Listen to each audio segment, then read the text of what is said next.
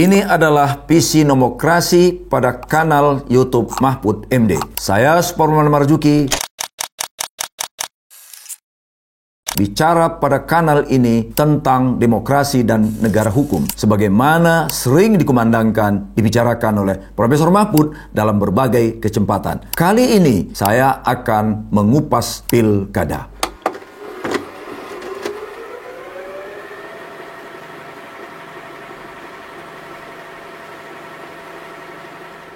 Pilkada atau pemilihan kepala daerah yang dilakukan di Indonesia telah dilangsungkan berkali-kali untuk menemukan formula demokrasi prosedural yang baik sebagaimana dimandatkan oleh Konstitusi 1945 kita. Pada mulanya, kira-kira tahun 1998, pemilihan kepala daerah dilakukan oleh Dewan Perwakilan Rakyat Daerah atau DPRD. Tetapi pola ini dinilai tidak partisipatif dan penuh dengan politik uang. Oleh karena itu, mulai 2004 sampai 2019, pemilihan kepala daerah dilakukan secara langsung oleh rakyat. Ini dinilai lebih partisipatif, lebih mengurangi kemungkinan politik uang, dan dianggap lebih demokratis. Pemilu langsung tahun 2024 yang sekarang sedang dalam proses penyelesaian akhir berlangsung di 37 provinsi dan 508 kabupaten kota. Ini pemilu kada terbesar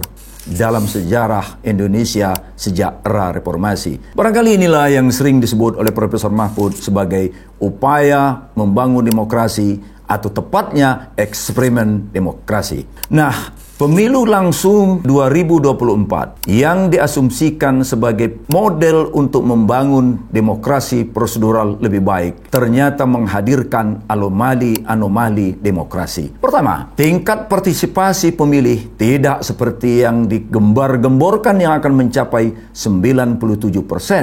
Faktanya rata-rata nasional hanya mencapai 68%.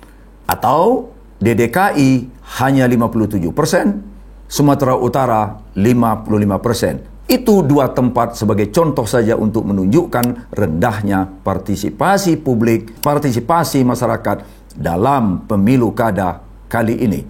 Anomali yang kedua, ada fakta satu partai pendukung calon berhadapan dengan multi partai pendukung calon yang lain. Ini baru terjadi dalam sejarah. Tidak apa-apa, ini demokrasi yang bagus, demokrasi yang sehat, memang memberikan kesempatan kepada setiap partai untuk berkompetisi. Karena memang itulah tujuan dari partai politik, untuk membangun demokrasi. Politik uang tidak menurun, tapi justru meningkat masif di berbagai daerah, terutama sekali DKI Jaya dan Sumatera Utara. Temuan Perludem ada beberapa kasus yang masif di dua daerah itu. Anomali demokrasi yang ketiga adalah meningginya dinasti politik, keterkaitan calon dengan dinasti pimpinan sebelumnya. Di tahun 2020 ada 124 calon yang terkait dengan dinasti politik ini. Dan terjadi peningkatan signifikan, sangat signifikan. Di 2024 menjadi 605 calon yang terkait dengan isu dinasti politik.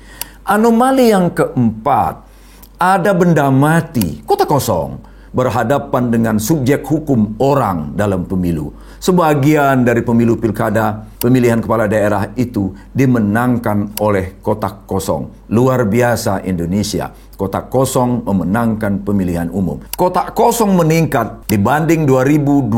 2020 kotak kosong 25. 2024 kotak kosong meningkat 41. Ini menandakan demokrasi kita tidak lebih baik dari sebelum-sebelumnya. Memang masih banyak dimenangkan oleh calon orang. Tetapi ini menandakan demokrasi kita mengalami stagnasi, bahkan boleh disebut mengalami kemunduran. Anomali demokrasi yang kelima dalam Pilkada 2024 ini adalah cawe-cawe atau intervensi politik dari Presiden terpilih Prabowo Subianto dan mantan Presiden Joko Widodo.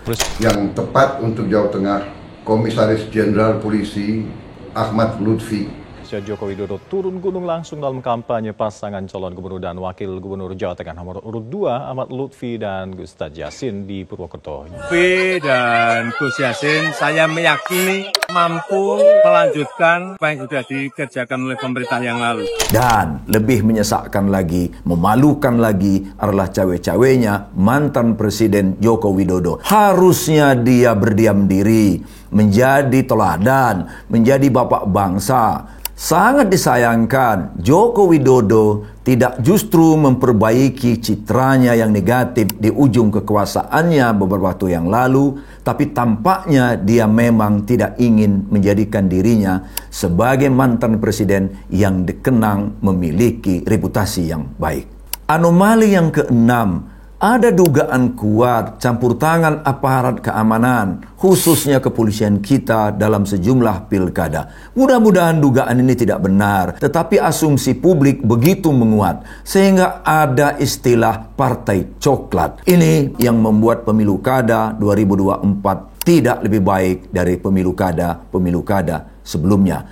Lalu kapan Indonesia akan muncul sebagai negara demokrasi prosedural yang sehat? Ini pertanyaan untuk kita semua. Kita merindukan sebagaimana Taiwan dan Norwegia yang dicatat dunia sebagai negara demokrasi yang sangat menjaga transparansi, prosedur demokrasi, dan memastikan demokrasinya berlangsung tanpa politik uang. Kita tunggu. Apakah Indonesia akan lebih baik di masa depan atau tidak? Sejarah yang akan menjawab.